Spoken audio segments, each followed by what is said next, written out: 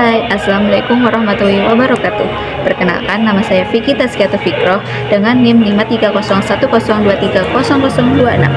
Saya di sini akan sedikit menerangkan tentang gerakan organisasi Papua Merdeka dalam perspektif teori konflik sosial.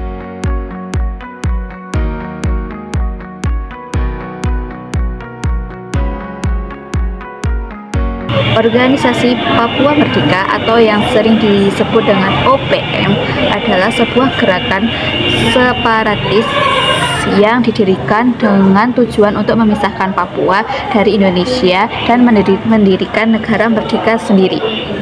Jadi gerakan ini itu telah aktif sejak tahun 1963. OPM itu dicetuskan pada Desember 1963 dan secara resmi dibentuk pada tahun 1965 di Ayamaru di bawah pimpinan Sersan Mayor Permanes Ferry Awom. Namun, cikal bakal gerakan resistensi ini dapat ditelusuri hingga tahun 1961 ketika Belanda sedang mempersiapkan dekolonisasi Papua. Yang selanjutnya, saya akan sedikit menerangkan tentang teori konflik sosial. Teori konflik sosial itu salah satu perspektif utama dalam sosiologi yang melihat masyarakat sebagai arena persaingan dan ketegangan, bukan harmoni. Berlawanan dengan teori fungsionalisme struktural yang menekankan stabilitas dan konsensus, teori konflik sosial berpendapat bahwa masyarakat dicirikan oleh ketidaksetaraan di mana kelompok-kelompok yang berbeda saing untuk mendapatkan sumber daya yang terbatas, kekuasaan, dan status. Teori konflik sosial yang dikembangkan oleh Karl Marx berpendapat bahwa masyarakat terstruktur atas dasar pertentangan kelas atau kelompok kepentingan yang tidak setara secara ekonomi dan politik. Dalam kasus Papua, kelompok elit politik dan ekonomi nasional dianggap mendominasi dan mengeksploitasi sumber daya alam Papua tanpa memberikan manfaat yang adil bagi masyarakat lokal. Tema ini itu saya ambil karena tema ini itu sangat relevan untuk dianalisis melalui pendekatan teori sosial, terutama teori konflik sosial yang menyoroti pertentangan antara kelompok yang memiliki kekuasaan dan kelompok yang tertindas. Dalam konteks Papua, ketimpangan ekonomi, marginalisasi politik, dan identitas kultural menjadi faktor utama pemicu konflik. Dengan demikian, teori konflik sosial akan digunakan untuk memahami dinamika perlawanan OPM terhadap negara Indonesia. OPM ini muncul sebagai bentuk perlawanan terhadap ketimpangan. Mereka itu menuntut kemerdekaan sebagai jalan keluar dari kondisi struktural yang dianggap menindas. Papua itu kaya akan sumber daya alam seperti tambang emas dan tembaga. Namun masyarakat setempat justru hidup dalam kemiskinan, mengalami kekerasan, serta mengalami diskriminasi struktural. Yang kedua, analisis dan penerapan teori konflik sosial terhadap gerakan OPM.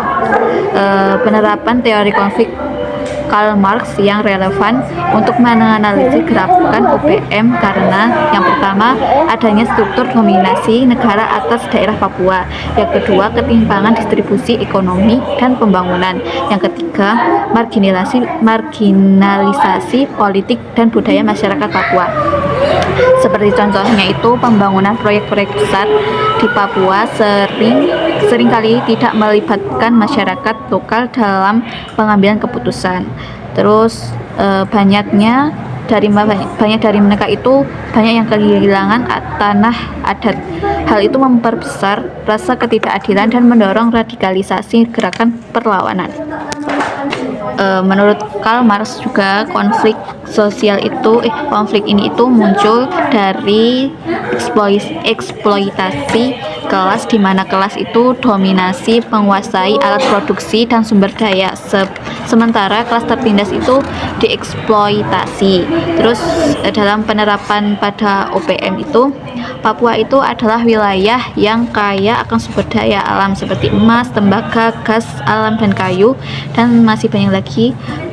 Bagi OPM dan banyak masyarakat Papua, kekayaan ini tidak dinikmati secara adil karena mereka itu melihat pemerintah pusat itu dan perusahaan multinasional seperti PT Freeport Indonesia sebagai pihak yang mengeruk keuntungan besar, sementara masyarakat lokal tetap hidup dalam kemiskinan, kurangnya akses pendidikan, kesehatan, dan infrastruktur yang memadai. Ini itu menciptakan narasi penjajahan ekonomi yang memicu kemarahan dan frustasi, membentuk kelas tertindas seperti masyarakat Papua yang melawan kelas penindas, yaitu pemerintah pusat kapitalis. Jadi kesimpulannya yaitu gerakan OPM merupakan bentuk nyata dari konflik sosial yang disebabkan oleh ketimpangan struktural dalam masyarakat. Teori konflik sosial mampu menjelaskan latar belakang perlawanan tersebut, terutama dalam hal distribusi kekuasaan dan akses terhadap sumber daya. Namun, untuk mendapatkan pemahaman yang lebih menyeluruh, teori ini perlu dilengkapi dengan pendekatan lain yang mempertimbangkan faktor budaya dan sejarah kolonialisme. Keterkaitan antara konflik sosial dengan gerakan organisasi Papua Merdeka ini atau yang disebut dengan OPM bukan sekadar relevansi akademis, melainkan sebuah cerminan nyata dari bagaimana ketidaksetaraan yang mendalam dapat memicu dan mempertahankan konflik bersenjata. OPM secara fundamental adalah perwujudan dari gagasan inti teori konflik, yaitu bahwa masyarakat adalah arena perebutan kekuasaan, sumber daya, dan nilai-nilai yang bertentangan. Dan penjelasan saya, kurang dan lebihnya saya minta maaf. Saya akhiri, wassalamualaikum warahmatullahi wabarakatuh.